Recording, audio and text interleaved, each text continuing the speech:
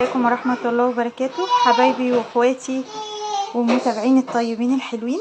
النهاردة بإذن الله هنعمل خلطة فراخ مشوية ورز بسمتي وأكلة كده حلوة إن شاء الله هنعملها كلها مع بعض.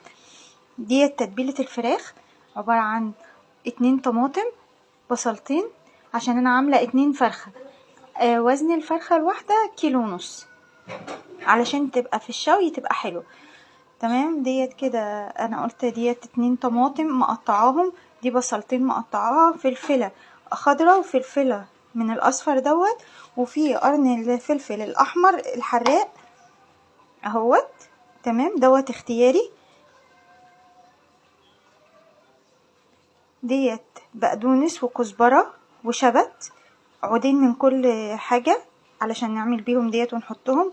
وهنا في اللي هو التوم اهو. تمام، 10 فصوص توم